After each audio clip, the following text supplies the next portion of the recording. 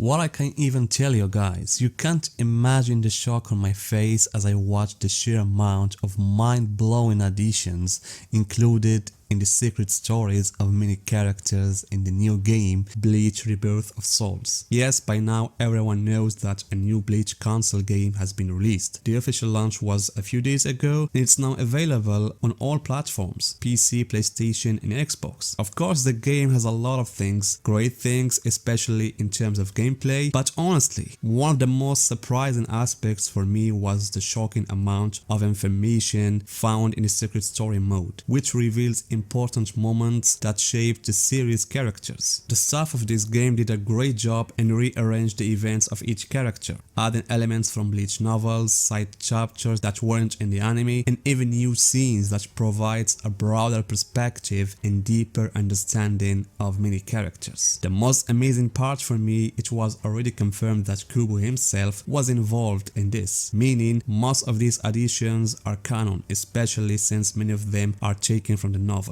And to understand this better guys, let's discuss the most significant revelations about Tosen, Kanami and Aizen and how they included the flashback of the novel Can't Feel Onward into the game. First of all guys, I want to give a big thanks to Shonen Games who allowed me to use the footage he recorded from many characters in the secret story mode. I'll leave a link to his channel if you want to check out the other characters. So guys, the most important thing about these stories is that they fill in the missing pieces from early Bleach manga. For example, in Tosen's part, the story begins with Tosen talking about Kakyo and how he describes her dreams that she wanted to clear the clouds from the sky and become a Shinigami. And by the way, I really liked how they illustrated these scenes with stunning artwork. Here Tosen reveals that Kakyo was ultimately killed by a Shinigami. And this is something we already know from the manga. Tosen then goes to Room 46 to demand justice, and there he meets someone. That person, judging by his appearance, is none other than Tokinada.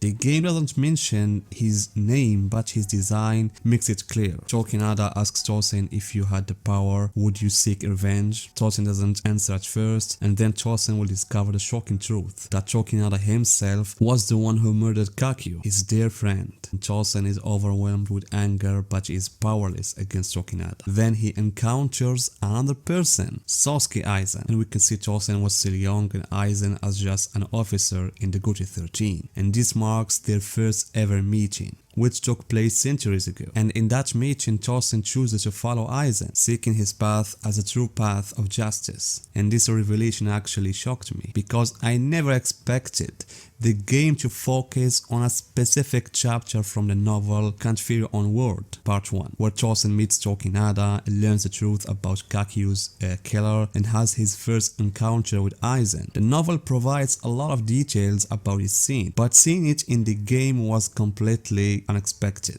It proves that the staff behind this game wanted to expand on the characters from every angle, and this is what I liked the most, because after that we get an original game exclusive scene where Tosen and Sajin appears a few years after their promotions to captain rank. They were on a mission with some officers and passed by the same place where they first met, and here they start talking about how they became friends, and Sajin suggests having a match to test their progress. What really stood out to me in this part guys was the monologues of the characters, especially Tosen. At that time no one knew he was actually working with Aizen, but in these moments we get to hear Tosen's inner thoughts, giving us a deeper look into his character. For example, here we see how Tosen talks about the time he spent with Sajin and how despite its value their friendship was ultimately fleeting. Then as he watches Sajin with some of his officers, Tosen states that the Shinigami and the world itself will pay for what they have done, and that the balance of the world must be restored. And this was one of the things I liked the most guys, honestly, because we had never seen a scene like this before, neither in the manga or anywhere else. It allows us to witness characters with hidden sides they never speak about from their own perspective. That's why I really appreciate this approach. In fact, we even see Tosen repeat the same thing with Hisagi. In these scenes feature featuring Tosen and Hisagi after the latter was appointed as a vice captain. They talked about the philosophy of fear and followed by Tosen training Hisagi. And during this, Tosen once again talks about Sajin and Hisagi, and he acknowledges Hisagi's dedication and that he is a loyal follower. But he also states that he wants to change the world, which was built upon a sin. And the phrase Tosen uses, a sin, strongly implies that he knew the truth about the Soul King. Since the game is based on the flashback chapters mentioned in the novel, it aligns with the part where Aizen told Tosen about the reality of the world and how it was built on a sin. And the sin here is the actions of the nobles in the past. And then something amazing happens in the game. According to the game, after Aizen and Tosen arrived in Wikomondo, Tosen made a crucial request to Aizen. He told him if he ever accepted this world peacefully, meaning if Shinigami like Hisagi and Sajin somehow convinced him to abandon his pursuit of revenge, Aizen must kill him. Tosen did not want a false salvation, as he called it. Even if Aizen succeeded in his goal and became the new ruler, he insisted that Aizen must still kill him, as he would be nothing more than a man consumed by vengeance, who would only change Aizen's new world. What Tosen told Aizen, guys, in his desire for this fate is something that was already mentioned in the novel. However, there seems to be a difference in the timing of this conversation. In the novel, it appears that this conversation took place while they were still in Soul Society as captains,